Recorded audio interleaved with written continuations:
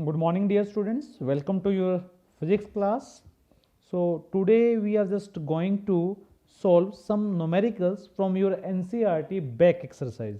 So first I'll deal the numerical 4. You have to see the statement from your book. So what is the definition? Please listen carefully. Certain force acting on a 20 kilogram mass, कि कोई force है वो 20 kilogram mass के ऊपर लग रही है। मैं साथ में डायग्राम बनाऊंगा बेटा, इजी रहेगा। मान लीजिए हमारे पास ये कोई ऑब्जेक्ट है जिसका मास कितना दे रखा है बेटा, ऑब्जेक्ट का मास दे रखा है आपको, कितना दे रखा है 20 किलोग्राम, राइट। इसके ऊपर एक फोर्स लग रही है, राइट। मैंने डायग्राम बनाया, इसके ऊपर कोई फोर्स लग रही है। उस फोर्स की लगने की वजह से इसकी वेलोसिटी, मान लीजिए इसकी वेलोसिटी पहले कितनी दे रखी है, इनिशियल वेलोसिटी कितनी है 5 मीटर पर सेकेंड। लगने की वजह से धीरे धीरे धीरे धीरे इसकी वेलोसिटी कितनी हो जाती है बेटा, उसने जो एज पर क्वेश्चन दिया हुआ है उसकी वेलोसिटी मैंने बोल दी कितनी दे रखी है 2 मीटर पर सेकेंड। समझ पाए। कैलकुलेट, हमें क्या निकालना है, calculate the work done by force, calculate the work done by force. तो समझिए इस बात को। अब आप डायग्राम को अगर देखें तो हम ये बोल रहे हैं कि ये फोर्स लगी, इस फोर्स की लगने की वजह से वेलोसिटी 5 थी लेकिन कितनी हो गई 2 हो गई। क्या फोर्स ऐसे ही लगना चाहिए था बेटा? अपना माइंड लगाइए, क्या फोर्स की डायरेक्शन ये होनी चाहिए थी? तो अगर मैं प्रैक्टिकली बताऊं तो ये फोर्स की डायरेक्शन नहीं होनी चाहिए थी। फोर्स कहां से लगना चाहिए था बेटा? फोर्स इस साइड से लगेगा, तभी तो वेलोसिटी कम होगी। अब वो कहता है वर्क डन निकालना है बेटा, हमें वर्क डन निकालना है। तो हमें ये पता है as per work energy theorem, work energy theorem किसके बराबर था? Work done is equal to change in kinetic energy, change in kinetic energy. तो W इज इक्वल टू क्या हो जाएगा बेटा 1/2 mv square minus 1/2 mu square. Clear बेटा। अब अगर मैं इसमें से 1/2 कॉमन निकाल दूं, तो मास कॉमन निकाल दूं, तो मेरे पास क्या बचेगा v square minus u square. Clear. अब हमारे पास 1/2 तो मैंने ऐसे लिखा, मास कितना है बेटा 20 किलोग्राम है, v स्क्वायर 4 आ जाएगा, u स्क्वायर 25 आ जाएगा बेटा। Are you getting my point? तो यहां से कितना आएगा 20/2 इंटू में ब्रैकेट में कितना आ जाएगा -21। तो ये कितना हो जाएगा बेटा -210 जूल, -210 जूल। तो बेटा कुछ बुक के अंदर इसको प्लस दिया हुआ है, लेकिन आप सोचिए कि जब ऑब्जेक्ट इधर चल रहा है, क्योंकि देखिए ऑब्जेक्ट की डायरेक्शन हमने इधर दे दी, फोर्स इधर लगेगा तभी तो आपकी वेलोसिटी कम होगी। अगर मैंने फोर्स इधर से लगाया तो वेलोसिटी 5 की बजाय यहाँ पर 15 हो जानी चाहिए थी, 10 हो जानी चाहिए थी, 7 हो जानी चाहिए थी, लेकिन कम हो रही है। तो इसका मतलब क्या होगा, ऐसा तभी होगा जब वर्क अगेंस्ट मोशन करेंगे, वर्क अगेंस्ट मोशन करेंगे। तो आंसर कितना आना चाहिए -210 आना चाहिए। अगर वहां पर प्लस दे रखा है तो बेटा इसको करेक्ट कीजिए, क्योंकि ये भी पॉसिबल है कि बुक्स के अंदर मिस्टेक हो, राइट। नेक्स्ट क्वेश्चन जो है वो 5th क्वेश्चन है। क्वेश्चन क्या है कि एक टेबल के ऊपर कोई मास रखा हुआ है, राइट। एक टेबल के ऊपर एक मास रखा हुआ है। तो मैं टेबल बनाने की कोशिश कर रहा हूं, आपको सरफेस नजर आ रहा है। ये जो आपका सरफेस है, इस सरफेस पे यानी टेबल का जो सरफेस है इस पे कोई मास रखा हुआ है, और वो मास कितना दे रखा है बेटा, यहां पर लिख रहा हूं मास दे रखा है आपको 10 किलोग्राम। कितना दे रखा है 10 किलोग्राम। और किस पॉइंट पे रखा हुआ है, मान लीजिए ये पॉइंट हमारा क्या है ए पॉइंट है। Are you getting my point? अब इसको एज पर क्वेश्चन क्या बोला जाता है कि अगर इस ऑब्जेक्ट को मूव किया जाए पॉइंट बी पे, तो मान लीजिए पॉइंट बी है, ये हमारा पॉइंट क्या है बी है, इस बी पॉइंट पे हमने मूव कर दिया, क्योंकि दिया ऐसा है उसने कि if the line joining A and B is horizontal, अगर ए और बी को मिलाऊं मैं, अगर ए और बी को मैं मिलाता हूं तो हॉरिजॉन्टल लाइन होनी चाहिए, यानी सीधी लाइन होनी चाहिए। तो मैंने ये लाइन यहां पर दिखा दी, यानी ए से बी पे हम गए। ए से बी पे हम जा रहे हैं और ए पॉइंट और B point lies on the table. Table क्या है बेटा, ये मैं इसकी डायग्राम दो डंडियां सी बना देता हूं, आपको समझ में आ जाएगा कि ये टेबल को शो कर रहा है। राइट, यहां तक क्लियर हो गया बेटा। क्या निकालना है, what is the work done by on the object, हमें क्या निकालना है, work done on the object by gravitational force. G मतलब ग्रेविटेशनल फोर्स, आपको पूरा लिखना है। ठीक है, तो बड़ा आसान सा क्वेश्चन है बेटा, ध्यान से समझेंगे तो आपको बड़ी जल्दी से क्लैरिटी हो जाएगी। देखिए work done bye gravitational force निकालना है। ठीक है, अब work done by the gravitational force कहें तो इस पे अगर हम ध्यान से देखें तो इस पे कौन सा फोर्स लग रहा है बेटा, ग्रेविटेशनल फोर्स लग रहा है। किसके बराबर होता है, mg के बराबर होता है। Are you getting my point. हमने आपको सिखाया था W is equal to F S cosine of theta, F S cosine of theta. Force displacement कहां पर आ रही है बेटा, इस साइड आ रही है। फोर्स कहां लग रहा है, इस साइड लग रहा है। ठीक है, एंगल कितना है, 90 डिग्री। तो अगर हम ध्यान से देखें तो कितना आएगा, एफ एस कोसाइन 90 डिग्री, क्योंकि ये एंगल कितना है 90 डिग्री। कोस 90 कितना होता है बेटा, 0, तो एफ एस गुना में 0 यानी 0 जूल। तो ऐसे कंडीशन में हम कहेंगे कि no work has to be done on the object by the gravitational force. समझ पा रहे हैं, only due to gravitational force की बात हो रही है। अगर कोई फोर्स इस साइड से लगता हॉरिजॉन्टल लाइन की साइड में तो वर्क डन होता, पर ये ग्रेविटेशनल फोर्स के कारण है तो वर्क कितना आएगा हमारा, 0 आएगा। नेक्स्ट क्वेश्चन कर रहे हैं बेटा हम 10th क्वेश्चन। 10th क्वेश्चन की स्टेटमेंट को मैं थोड़ी सी लेंथी है तो थोड़ा ध्यान से बेटा, आपके पास बुक है, बिना बुक के क्वेश्चन को ट्राई ना करें। First of all you have to understand the definition और the question type, then after make the diagram, then check the solution. Question क्या दिया हुआ है बेटा, क्वेश्चन दिया हुआ है, डायग्राम में बना रहा हूं बेटा, आप समझिएगा। एक ऑब्जेक्ट है is raise to a height 5 metre above the ground. तो अगर मान लो मैंने ये ग्राउंड ले लिया बेटा, ये ग्राउंड दिखा रहा हूं मैं, दिस इज दी ग्राउंड। ये क्या मैंने मान लिया, ग्राउंड मान लिया बेटा। राइट, इस ग्राउंड से एक ऑब्जेक्ट को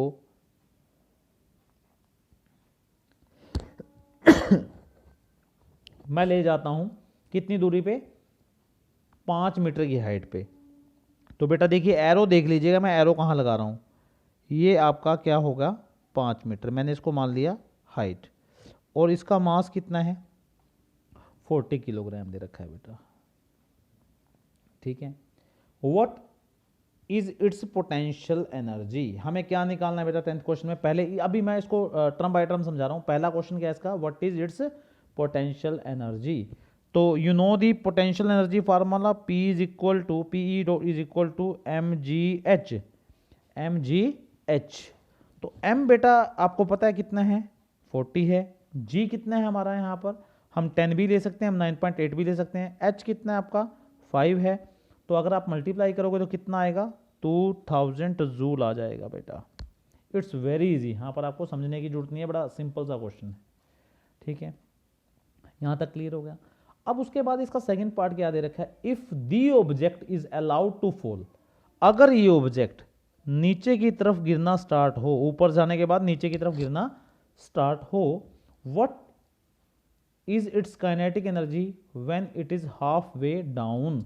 ऐसे नीचे गिरते गिरते कहां पर आ जाएगा बेटा, मान लीजिए ये यहां पर आ जाता है, कहां पर आ जाता है, यहां पर आ जाता है, तो यहां पर इसकी काइनेटिक एनर्जी क्या होगी। तो बेटा वैसे तो देखा जाए यहां पर h प्राइम कितना आ जाएगा 2.5 मीटर आ जाएगा। ठीक है, और अगर मैं इस कंडीशन को दूं, मान लीजिए मैं यहां पर लूं, इसकी वेलोसिटी कितनी आ जाएगी फ्री फॉल में, u इज इक्वल टू 0, और यहां पर हमें v निकालनी है, क्वेश्चन मार्क लगा दिया मैंने। You know very well v square minus u square is equal to 2gh आएगा, 2gh आएगा। Are you getting my point. तो देखा जाए बेटा यहां से लेके यहां तक की हाइट भी कितनी रहेगी 2.5 ही रहेगी। तो मैंने इसको h डबल प्राइम मान लिया, तो यहाँ पर कितना आएगा डबल प्राइम लगा दिया, मतलब नोटेशन है और कोई खास वजह नहीं है। तो यहाँ से कितना आएगा v स्क्वायर, फ्री फॉल के केस में u कितना आ जाएगा 0 का square is equal to 2 into this one and 2.5। तो यहाँ से v स्क्वायर कितना आएगा बेटा अगर वी स्केयर की हम बात करें तो देखिए कितना आता है बेटा, ये आ जाएगा आपका 20 इंटू 2.5, ठीक है। तो कितना आएगा बेटा, चलो हम इसको यहीं पर छोड़ते हैं फिलहाल। हमें क्या निकालनी है, काइनेटिक एनर्जी निकालनी है। काइनेटिक एनर्जी का फार्मूला कितना होता है, M V square by 2, M कितना है आपका 40 डिवाइड बाई 2 इंटू 20 इंटू 25/10, क्योंकि 2.5 का मैंने ये ले लिया, वी स्केयर की वैल्यू पुट कर दी।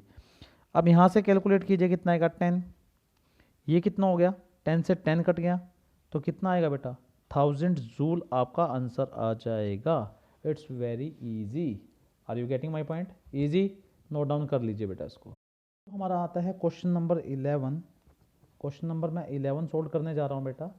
11 क्वेश्चन में क्या बोलता है, what is the work done by the force of gravity on a satellite moving around earth, right, moving around earth. आपको पता ही होगा जो हमारे घरों में सिग्नल्स आते हैं या हम एफएम सुनते हैं या हम टीवी पे जितने भी चैनल्स आ रहे हैं, तो बेटा वो सिग्नल कहीं ना कहीं से तो आ रहे हैं, वो किसके थ्रू आ रहे हैं, सैटेलाइट।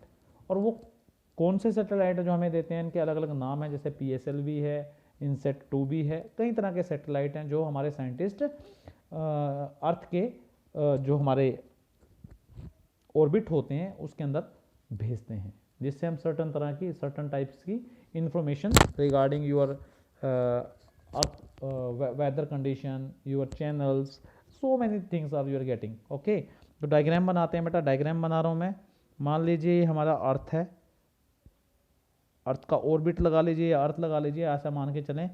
यहाँ पर हमारे पास एक सैटेलाइट मैंने बना दिया बेटा, ये सैटेलाइट का डायग्राम बना रहा हूँ। ये सैटेलाइट बना दिया बेटा। ये सैटेलाइट घूम रहा है अर्थ के चारों तरफ। ये क्या बेटा, अर्थ है, और ये इसको क्या मान लिया मैंने, सैटेलाइट मान लिया, ठीक है बेटा। अब मान लीजिए ये सेंटर हो गया, यहाँ से लेके हमने यहाँ तक का रेडियस कितना मान लिया, r मान लिया। तो बेटा जब भी कोई चीज़ सर्कुलर घूमती है तो उस केस में हम क्या बोलते हैं कि ग्रेविटेशनल फोर्स अर्थ की कहाँ पर लाई करेगी, अलोंग दी रेडियस। ये ध्यान रखना है, अलोंग दी रेडियस। तो ये ध्यान रखना है, force of gravity on satellite due to earth lies along radius of earth, ठीक है, यहां तक क्लियर हो गया। और डिस्प्लेसमेंट कहां पर लाई करेगी बेटा, displacement is along the tangent. Tangent कहाँ पर लेंगे बेटा, टेंजेंट ये इसको बोलते हैं टेंजेंट। ये क्या हो जाएगा आपका टेंजेंट। कुछ बच्चों को टेंजेंट का नहीं पता होगा, तो टेंजेंट वो लाइन होती है जो किसी एक पॉइंट से पास करती है, किसी एक पॉइंट से पास करती है, और कितना एंगल बनाती है, 180 डिग्री एंगल बनाती है, राइट। जैसे मान लीजिए कर्व है, ये मैंने कर्व ले ली, इस पे ये पॉइंट है, यहाँ से एक लाइन पास करते हैं सिर्फ इसी पॉइंट से, और यहाँ पर एंगल कितना बना रही है, 180 डिग्री। तो इसको क्या बोल देंगे हम, टेंजेंट बोल देंगे। तो जब यहाँ से पार्ट ये जो सैटेलाइट मूव करेगा, मान लीजिए शॉर्ट इंटरवल के बाद, अब वैसे तो घूमेगा ये, लेकिन बहुत कम टाइम, मान लीजिए आपने आधा सेकंड ले लिया, तो ये यहीं तक पहुँच पाएगा। तो ये क्या हो जाएगी, डिस्प्लेसमेंट, और यहाँ पर क्या हो जाएगा बेटा, फोर्स।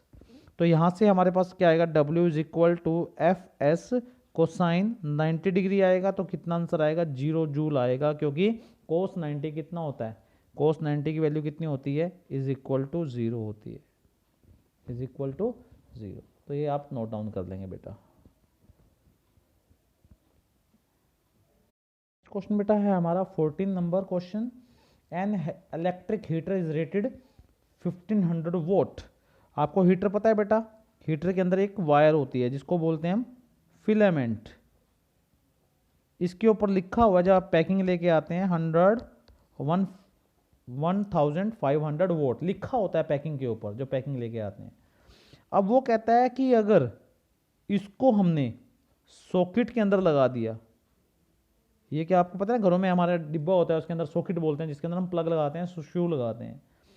वो कहता है कि अगर इसको 10 घंटे लगातार चला दिया तो कितनी एनर्जी कंज्यूम होगी। तो बेटा ये क्या दे रखी है हमें, ये दे रखी है हमें पावर, और ये क्या दे रखा है हमें, टाइम दे रखा है बेटा। क्लियर, ठीक। तो यहां पर हमारे पास जो टाइम है टी वो कितना दे रखा है, 10 आवर दे रखा है। इसको हम कन्वर्ट करेंगे किस में, मिनट में, तो कितना आ जाएगा 60 मिनट्स। फिर 10 इंटू 60 इंटू मिनट्स में कितने होते हैं 60 सेकेंड्स होते हैं। तो हमारे पास कितना आ जाएगा 36,000 सेकेंड आ जाएगा बेटा, 36,000 सेकेंड आ जाएंगे। हमें ये पता है कि पावर इज इक्वल टू कितना होता है हमारे पास W बाई टी। डब्ल्यू को हम क्या लिखते हैं E बाई टी, और यहां से अगर E की वैल्यू निकाले तो कितना आएगा P गुना में T आ जाएगा, P गुना में T। तो ये कितना आ जाएगा 1500 गुना टाइम कितना लिखेंगे हम